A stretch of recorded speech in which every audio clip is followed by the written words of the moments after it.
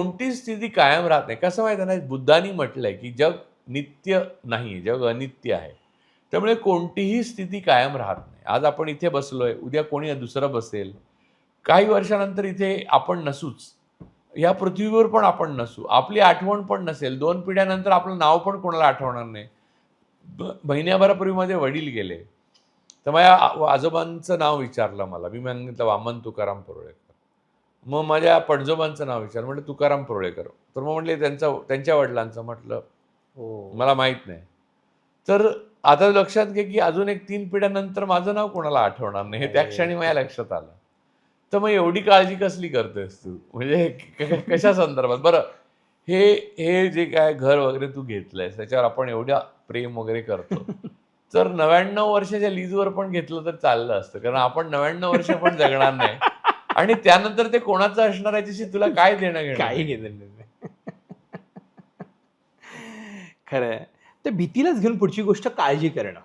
म्हणजे खूप वेळेला नाही, ती भीतीची काळजी नसते. हां, मग तेच म्हणून तो माणूस वेगळा विषय भीती म्हणून दाबतो ना, हां, त्यामुळे काळजी उत्पन्न होते. ओके. तू डायरेक्ट भीतीच्या कल्पनेशी खेळत राहिला ना, तर काही वेळाने भीती अंतर्धान पावते. तू ओके. भीतीला सामोरा जे मनातल्या मनात मी आईचं सांगितलं ना, ते हां, उदाहरण बघ. हां. त्यामध्ये मला आई गेली आहे, ह्याच फिलिंगमध्ये मी जगत होतो. आई आहे या नव्हतं जगत किंवा आई जगणार आहे, असे आशे बरेच लोक सांगतात पॉझिटिव्ह थिंकिंगने तुम्ही जगता. नाही, तुम्ही निगेटिव्ह थिंकिंगने जगता आणि हे सगळं विज्ञान निगेटिव्ह थिंकिंगवर उभं आहे. उदाहरणार्थ, तू डॉक्टरकडे गेलास, तर खोटा डॉक्टर असेल ना, तू म्हणशील की मला पोटात डॉक्टर काल मी सोनोग्राफी केली तर असा एक गोळा दिसला. ट्यूमर असेल का? तर चांगला डॉक्टर असेल ना, चांगला MRI करूया, पेट स्कॅन करूया, कॅन्सर आहे का बघायला पाहिजे. मॅलिग्नन्सीची शक्यता किती आहे बघायला पाहिजे, हे वगैरे बोलेल. वाईट डॉक्टर असेल तो काय म्हणेल, "अरे बिंदास रे, असे गोळे मी किती बघितलेत. बिंदास जा घरी, काय नाही होत." तर लक्षात घे, की पहिला डॉक्टर आहे ना, तो तुला जाम नाही आवडणार. हां. दुसरा डॉक्टर प्रिय असेल, त्याच्याकडे लोक जास्ती असतील. पण पहिला डॉक्टर तुला कदा वाचवू शकतो. वाचवू शकतो. दुसरा डॉक्टर 100% तुला संपवतो. संपवतो.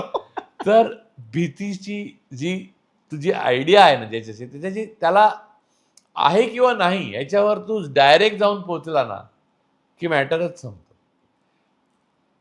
कल्पनेतली भीती ही प्रत्यक्ष भीतीपेक्षा अधिक डेंजरस असते. उदाहरणार्थ तुला अजून एक सांगतो. तुला आता इथे बसलायस. एक हवालदार आला आणि म्हटलं साहेबांनी तुला बोलवलंय म्हणून इथे. तर तुला प्रचंड भीती वाटेल. बरोबर ना? म्हणजे बरोबर भीती प्रश्न वाटेल वाटू नाही, की शकतो. साहेबांनी म्हणजे कुठच्या साहेबांनी? ते सिनियरनी बोलवलंय. तुला भीती वाटेल, की किंवा एस-पीनी बोलवलंय तर भीती वाटेल. तुझ्याशी कशाला बोलवलं? तो म्हणाला, "मला नाही माहीत. त्याने सांगितलं त्यांना जाऊन घेऊन या. रोहन म्हणून आहेत ते." "रोहन कोण आहे?" "हां, तुम्हालाच बोलवलंय. आत्ताच्या आत्ता बोलवलंय." "नाही मला जेवाय-बिवायचं काही नाही. आत्ता बोलवलंय सांगितलं." तो आता हवालदाराची स्टाईल आहे. तो तसं करेल. तू इथून तिथे जाईपर्यंत 1000 मरणं मरशील. खरंय. बरोबर? प्रत्यक्षात तिथे गेल्यावर तिथे तुला बसवतील आणि म्हणतील, की "मला एक सांगा रोहन, तुम्हाला मी बघतो नेहमी व्हिडिओ, मला आवडतं तुमचे व्हिडिओ. तुमच्या बाजूची जी नवीन बांधतायत ना, तिथे मला घर घ्यायचं त्याचे काय कॉस्ट असेल?" तर आता मधला जो तुझा काळ गेलेला आहे, तो खरा मरण होतं. मरण होतं. मी तुला माझ्या मित्राचं नाव नाही सांगत. तर त्यालाच त्याचं सांगतो, की तो एक मोठा आर्टिस्ट आहे. लेखक पण आहे, ॲक्टर पण आहे, डिरेक्टर पण आहे. तर त्याने बाल्की सरांकडे बाल्की जे आहेत फेमस डिरेक्टर आणि ॲडव्हर्टायझिंग मेकर ॲडव्हर्टाइजमेंट करतात, ॲडव्हर्टाइजमेंट्स हां, बनवतात. बरोबर. त्याने ती राजेश खन्नाची शेवटची ॲड बनवली होती ते. तर त्यांच्याकडे त्याने काहीतरी काम केलं आणि त्याने डब केला आपला रोल जो होता त्याचा डब केला आणि गेला. 2-3 दिवसांनी बाल्कीच्या टीममधनं फोन आला त्याला आणि सांगितलं, "बाल्की सरांनी सोमवारी बोलवलंय, वीकेंड होता." म्हणून. त्या दिवशीपासून, त्या क्षणापासून सोमवारपर्यंत तो झोपला नाही. हो. सतत त्याला झोपेत असं वाटायचं, की बाल्की म्हणतात, "अरे, तू मराठी आहे ना?" नाही, म्हणजे बाल्कीची टीम असं बोलते, "मराठी है ना, तो हिंदी इसको ठीक से नहीं आती. तो इसका ॲक्सेंट सब गलत हो गया है." वगैरे, वगैरे, वगैरे असं खूप म्हणजे तर परत डबिंग किंवा डबिंग दुसरा करतोय, त्याला त्याच्यातनं काढलाय प्रोजेक्टमध्ये, अशा सगळ्या कल्पना सगळ्या करून कल्पना झाल्या. करून द्या. सोमवार सकाळ झाली तर पहिले काम भराभरा आंघोळ करून तो बाल्कींच्या ऑफिसमध्ये गेला. बाल्की सर बसलेले. तर म्हणले, "अरे आजा आजा आजा." मी नाव नाही सांगत तुला, पण बैठो बैठो. "अरे यार तुम राइटर भी हो." "अरे वो हाँ, वो डबिंग अच्छा हुआ तुम्हारा. वो तुम राइटर भी हो ना, तो मैं क्या चाहता हूँ कि तुम उसमें तुम्हारा खुद का डायलॉग ऐड कुछ करो ना, और वो अच्छा और डब कर दो ना उसका. तो हम उसको कमर्शियली भी बढ़ाएंगे और तुम्हारा एक एंगल आ जाएगा राइटर का. कोई टेन्शन नहीं, मजा आएगा. क्या लगता है तुमको?" आता बघ, हे 2 दिवस त्याने जे फुकट घालवलं आणि मरण मेलेला, तसं ह्याच्याशी काही संबंध नसतो प्रत्यक्षात. त्यामुळे तुला सांगतो की भीती आहे ना, भीती, त्यापेक्षा भीतीची कल्पना ही भीतीदायक आहे. भीतीदायक. आणि त्यातूनच काळजीचं त्याच काळजी भीतीचं तीच ना, काळजी रूपांतर दुसरं काय आहे? दुसरं. काळजी ही प्रत्यक्ष घटना घडायच्या अगोदर केलेला भीती संबंधीच्या प्रोबॅबिलिटीचा विचार, याला काळजी हो. म्हणतो. एकमेकाशी खूप जवळ असणार आहे. पुढचा एक महत्त्वाचा विषय जो वाटतो की जसं लोकांकडे एक हल्लीच्या काळामध्ये थोडं सुबद्धता येते, म्हणजे श्रीमंत होत जातो माणूस आणि थोडे पैसे लागतात, तर सगळ्यांना वाटतं अहंकार वाढलाय.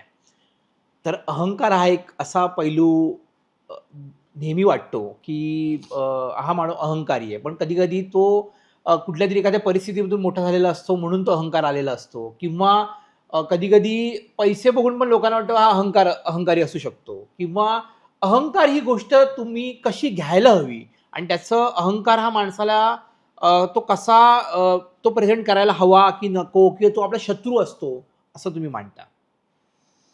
अहंकाराच्या मागे 2च कारणं असतात. हं.